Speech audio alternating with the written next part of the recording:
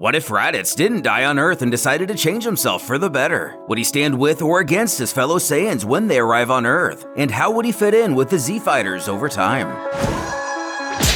The story was created by Tomboy014 and heavily inspired and based on the same What If by Masako X. But the author did want me to know she takes her own direction on a few things. Support her on Twitter, DeviantArt, and her own website DragonBallZoku.com, of which this manga is named. And today's shoutout goes to Pinpoyo Gonzalez. Not gonna lie, I did my best with that first name. To be the first to find Master Roshi's stone hidden in the last video. Be the first to find and timestamp its location in the comments today if you want a shoutout in the next. And, tiresome of its persistence, simply teleport the like button into deep space, leaving it in an endless void for all eternity.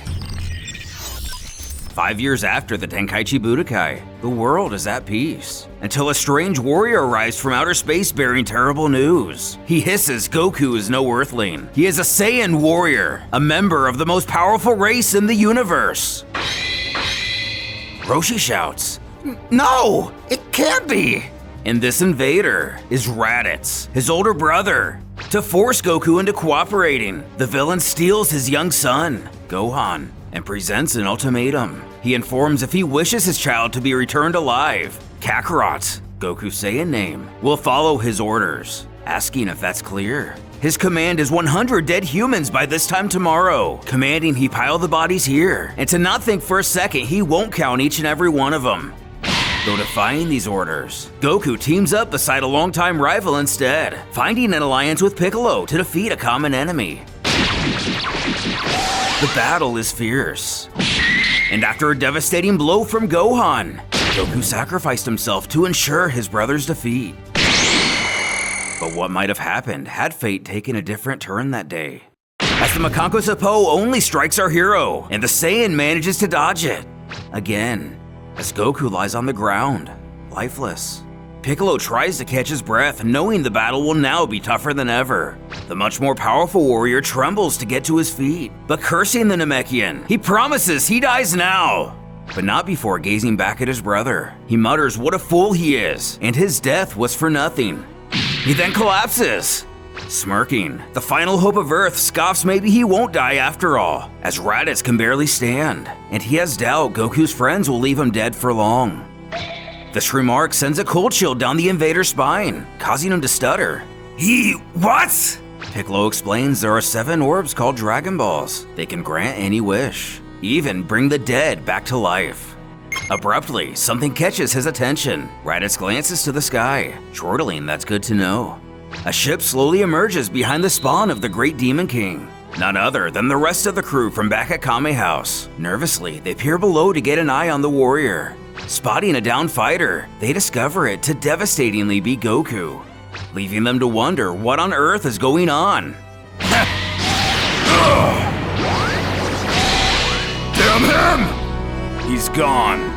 Using his ki to kick up dust, Raditz also fires at Bulma's aircraft, causing Piccolo to lose track of him, for now. Regaining control, she checks to see if everyone's alright, who are, more or less, but also wondering where that alien went. As Krillin gathers himself, he states the Saiyan is gone. His energy is nowhere near here anymore. Then requests she put him on the ground, knowing they need to figure out what's going on. After catching up with Piccolo, they're just about caught up on the situation. Raditz lives, and Goku is not long for this world. Launch picks up Gohan. Fortunately, he is only knocked out, while Krillin holds the hand of his best friend, promising to bring him back. When he vanishes, I sense that cursed Kami's hand in this. Who else could do such a thing? He must have plans for Son Goku. Queer ones, no doubt. In a jungle, a red trail leads us to the escaped villain. Through a series of coughs and the occasional gasp for breath, Raditz explains to his Saiyan comrades what happened. Disgusted by this news, Vegeta scoffs, "And you call yourself a warrior?" Dismayed how he is beaten down by power levels barely over 1,000. Talking through him, the wounded warrior shouts he gets it. He messed up. But when he and Nappa get here, they will. Interrupting, Vegeta then announces when they get to Earth, he will have nothing to do with Raditz, calling him a disgrace. Nappa adds they should have left him to die on some barren planet years ago. Before the shorter Saiyan continues, noting he did manage to discover something of use while searching for his brother, as these Dragon Ball things sound interesting. For that, he offers him a choice. Raditz can either stay out of their way or die. Meanwhile, the Dragon team picks up the pieces of what remains at the battleground, still coming to terms with Kami taking Goku's body and wondering what he's up to. Roshi figures since he is the Divine Kami, they have nothing to worry about, right? Regardless, the next thing they have to do is gather the Dragon Balls to bring him back to life, when Bulma furiously wonders where Yamcha went now that they need him. Narrowing his eyes, Krillin cheekily inquires, didn't she chase him away? As the mind of the genius bounces from one thing to the next, Bulma chirps, wait a minute, drawing attention to that so-called brother of Goku. She questions how he found him so easily. Kame House couldn't be more in the middle of nowhere. Piccolo informs it's the device mounted on his face. It seems to track an opponent's strength and position, causing a panic in Krillin, asking if he means that monster can track him down at any time. The Namek confirms that is the case, but it only seems to measure the strong, so it should be no worry of his. Though if he's still on the loose, there will be a better chance of beating him by working together. The Hermit suggests they head back to his place and gather the rest of their allies. Bulma agrees, knowing they can do nothing here. She'll call Yamcha and tell him what's going on. And as luck would have it, Launch still knows where to find Tien and Chaozu, leaving Krillin to head right after the Dragon Balls. Turning to Piccolo, Roshi asks what he's going to do. We may be used to seeing Namekians regenerate limbs, but at this point in the story, the gang is slightly less familiar with this ability. He eventually tells him to be sure to find those Dragon Balls. Even Kami lacks the power to bring the dead back to life. In the meantime, he will be taking Goku's son. Naturally, this plan doesn't exactly sit well with our heroes, as up until today, Piccolo's pretty much dedicated his entire existence to killing Goku.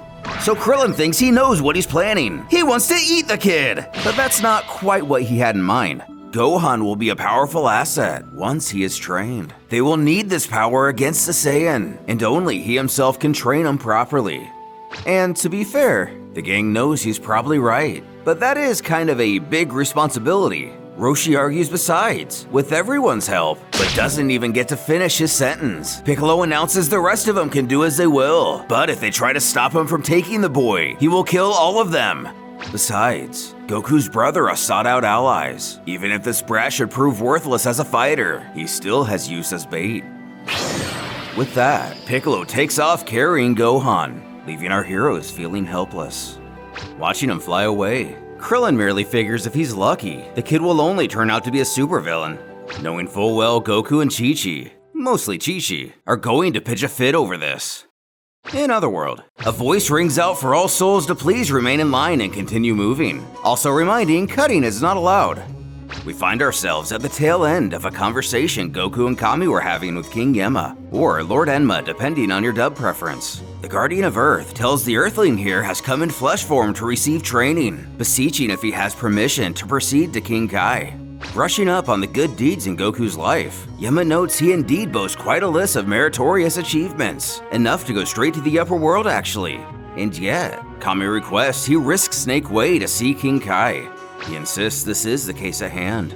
That's when our hero turns to the deity, getting he's training because Korin said more Saiyans are coming, but what about everyone else? Who assures he not worry. He himself has taken measures to ensure the rest are informed. They'll be training under him at the lookout, which gets Goku pumped, remembering his own time there as a child. Stoked to see how much stronger everyone will be when he gets back. He'll be sure to train his hardest too while he's here in Otherworld. Yemma tells the duo it's done. If he's so eager to go, just go. Kami bows to thank him properly. The Eternal Judge instructs Goku to wait for a guide by the side entrance. And to please note, management takes no responsibility for what happens on Snake Way. Kami wishes him luck over the next year. He's going to need it. As joyful as ever, Goku waves him goodbye. Smiling, he'll have to take his word for it. He'll be sure to tell this King Kai guy he sent him. And finally, to say hi to everyone back home. The Guardian of Earth then finds himself lost in thought, amiss on the fine mess the Earth has gotten itself into. This time, they may not come through so easily. It is true they may well ask Shenron to obliterate the Saiyans, but even his power may not be enough. And Son Goku may be trained by the Lord of Worlds, but they cannot know how much stronger he can become. Their only hope may be Son Goku's son. And how do they know what Piccolo will raise him to be? Shut up! Will you quit thinking so loud? Not long later, Goku is escorted by car to Snake Way. The driver apologizes for keeping him waiting and explains he will be his guide to the head of the serpent, exclaiming he's in for quite a trip, asking if he's in good health. Who can't help but question, aside from being dead, you mean? As the drive continues, our hero inquires what the Lord of Worlds is like, which has the ogre a bit taken aback, before stating, he is the Lord who stands above all gods in the universe. The pair then arrives at their destination. Snake Way turns out to be an actual snake to the surprise of the Saiyan. The guide instructs he follow the Greenscale Road, as it will lead him directly to the Lord of Worlds himself. As much of this story we already know. What changes are in store for our heroes with the survival of Raditz? Will he interfere with the Z-Fighters' training back on Earth? Or maybe even become their biggest asset?